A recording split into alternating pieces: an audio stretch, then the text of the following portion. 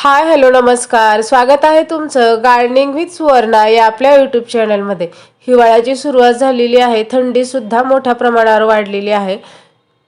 थंडीचा कडाका वाढला की तुळशीचं झाड आहे ते सुकू लागते, त्याची पाने गळतात, कधी कधी पूर्णतः प्लांट हे सुकून जाते, तुळस एका साईडला झुकून जाते। आजच्या व्हिडिओमध्ये मी तुमच्याशी शेअर करणार आहे की अगदी कडाक्याच्या थंडीमध्ये सुद्धा आपले तुळशीचे प्लांट हे हिरवेगार राहण्यासाठी, डेरेदार राहण्यासाठी कोणत्या टिप्स फॉलो करायच्या। हिवाळ्यामध्ये तुळशीला कमी प्रमाणामध्ये पाण्याची गरज असते, कारण बऱ्यापैकी हिवाळ्यामध्ये प्लांट हे डॉर्मन्सीमध्ये जातात, त्यांची वाढ ही पूर्णतः थांबलेली असते आणि बाहेरील थंड वातावरणामुळे त्यांची पाण्याची रिक्वायरमेंट सुद्धा कमी असते। जास्त पाणी जर दिले तुळशीला तर तुळशीची मुळे कुजतात आणि रोप पूर्णतः सुकून जाते, पाने पिवळी पडून गळून जातात।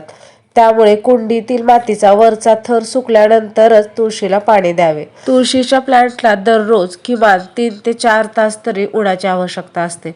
थंडीमध्ये सनलाईट कमी प्रमाणामध्ये असते, त्यामुळे कुंडी अशा ठिकाणी शिफ्ट करायची की त्या ठिकाणी कमीत कमी 3 ते 4 तास तरी तुळशीच्या झाडाला ऊन मिळेल। कुंडीतील माती सुद्धा वेळोवेळी मोकळी करणे गरजेचे आहे। माती जर खूप टाईट झाली तरी सुद्धा आपलं प्लांट सुकते। कुंडीमधील मातीमध्ये हवा खेळती राहणे गरजेचे आहे। माती जास्त घट्ट झाल्यास ती मोकळी करा, जेणेकरून त्यामध्ये पाणी साठून राहणार नाही आणि झाडाच्या मुळांना सुद्धा ऑक्सिजन मिळेल। तुळशीच्या प्लांटला ह्या मंजुळा येतात, त्याला काही जण मंजिरी असे सुद्धा म्हणतात। तर तुळशीचे प्लांट हे मंजिरी किंवा मंजुळा तयार करण्यासाठी सगळी एनर्जी आणि न्यूट्रिशन देते। थंडीमध्ये प्लांटचा डॉर्मन्सीचा काळ असतो, प्लांट आराम घेत असतं, अशा वेळी जर त्याची पूर्ण एनर्जी आणि न्यूट्रिशन हे मंजुळा तयार करण्यासाठी गेलं तर मग पाने आणि फांद्या ह्या सुकू लागतात, झाड टवटवीत दिसत नाही। त्यामुळे आपण अशा प्रकारच्या मंजुळा ह्या कट करून टाकायच्या। मंजुळा कट करताना त्याच्या साईडला किंवा खालच्या साईडला जे 2 ते 3 तुळशीचे पाने असतात ती सुद्धा कट करायची। त्यामुळे प्लांटचं मंजुळा तयार करण्यासाठी जे न्यूट्रिशन किंवा एनर्जी जाणार आहे ती पानांना आणि फांद्यांना मिळते आणि प्लांट हे टवटवीत आणि हिरवेगार दिसते।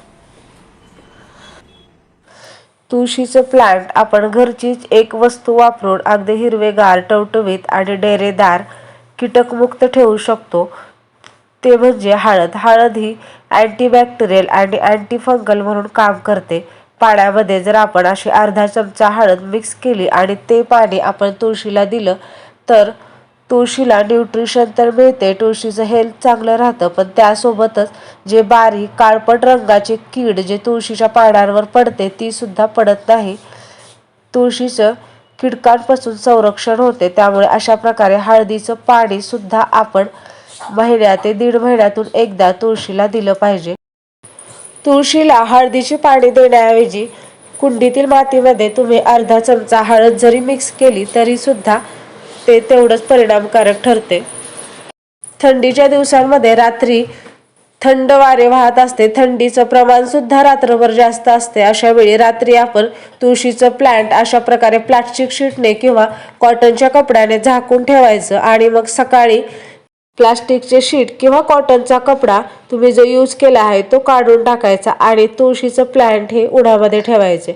अशा प्रकारे सुद्धा आपण तुळशीचे प्लांट रात्रभर झाकून ठेवले तरी सुद्धा प्लांट हिरवेगार आणि टवटवीत राहते।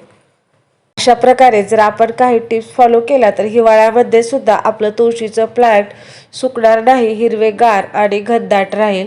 तुम्हाला जर आजचा व्हिडिओ आवडला तर लाईक करा, शेअर करा आणि गार्डनिंग रिलेटेड वेगवेगळे व्हिडिओ पाहण्यासाठी आपल्या चॅनलला सबस्क्राईब करा।